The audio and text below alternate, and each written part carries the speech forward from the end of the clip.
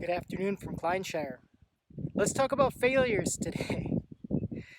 If you've been following the channel for a while, you know that I had an experiment this spring where I put the steers and the horses where I'm standing right now, and I let them trample down last year's field corn that the boys grew for me.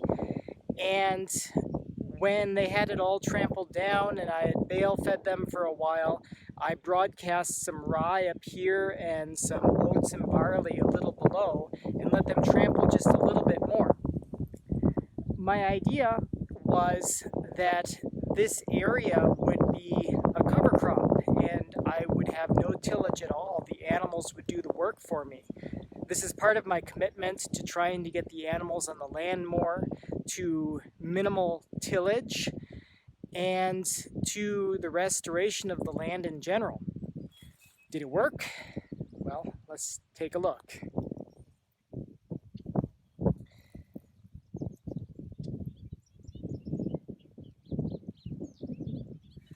A lot of green, to be sure, but mostly the wrong kind of green. If you look closer, what you see is this. Here's what I'm working on today. This is giant ragweed. Not something you want growing in the field. And farther down below the ragweed, you have what I believe is called Queen Anne's lace.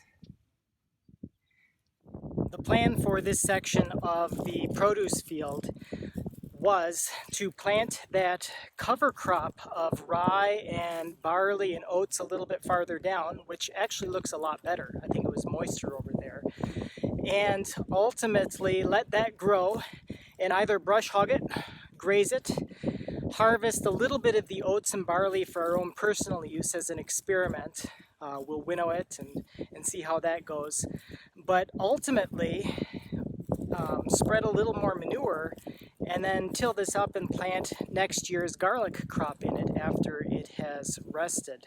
Well, that was the plan, but as you can see, it hasn't gone quite like it was supposed to. It's become a weedy mess, and that's why I am giving it some attention, because a little weedy mess becomes a great big weedy mess now that it's warmer and everything grows, especially the weeds. There is some ryegrass in there too, but it is being drowned out by these persistent weeds, which I guess I should have known would be as persistent as they are. The boys grew this corn for me, and while they made an effort to hoe, there were quite a few weeds that they let go at the end, and I imagine that those weeds dropped their seeds. So here they are, those weeds in abundance this year, really out-competing the rye.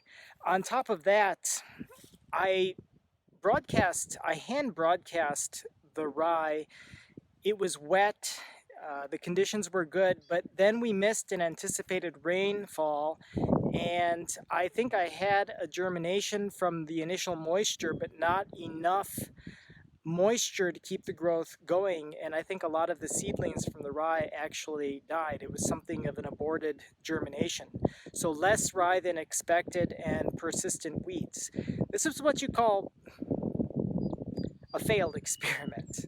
Well, why not just take the brush hog out and take care of it? I could, I guess, but my goal for now is simply to get down the ragweed, and it is in a few persistent patches. Later on, the Queen Anne's lace, which is pretty much everywhere to some extent, is going to come up strongly, and I think I will bring out the brush hog for that.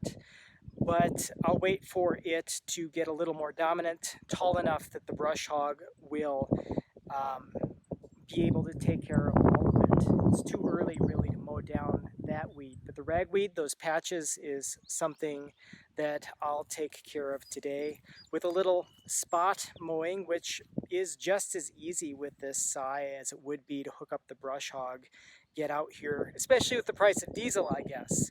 A little sweat equity may be cheaper than diesel right now.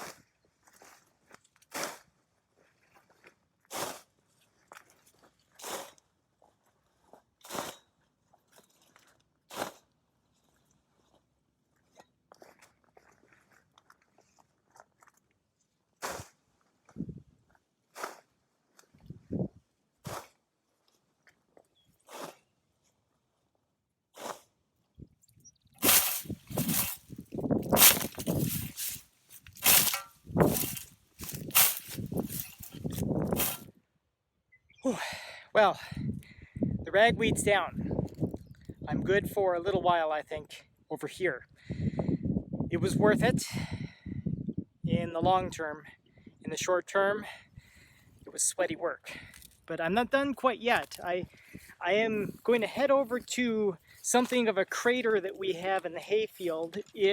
I've never done anything about it before, but it's basically been taken over by Canadian thistle, and it's something of an island of thistle. The seed doesn't seem to spread very far because I cut the hay around it, but it's an eyesore, and I should take care of it before it flowers and goes to seed. Look at this patch. If you take a look in there, you'll see that there's something of a sinkhole right there, and there's another one over here. Look how deep that is. Eventually, maybe I will get some dirt hauled out here. That sinkhole is growing though, and I have a feeling that I never will be mowing this spot. I have it marked off with T-posts to make sure that I don't head into this crater with my tractor. But what you can see as well is all that Canadian thistle. One more thing that I should take down before I leave here with my scythe.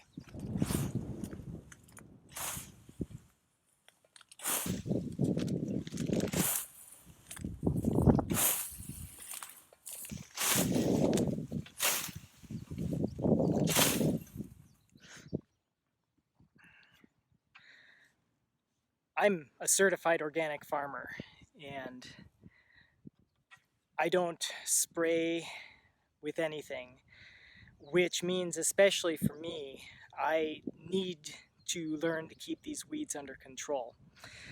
If you don't know our story, we're 5 years in. We inherited this piece of land which had been minimally utilized, rented out and minimally utilized,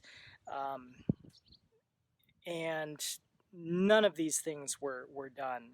And I've come into it, and only gradually have I come to realize the sorts of things that I need to do if I want to make this a productive land and to have the right stuff growing on it. Weed control is one of them. I've learned tillage in the produce field, but as you can see, the property is more expansive than that. It matters what's growing in the field and how the animals graze, because they can be picky.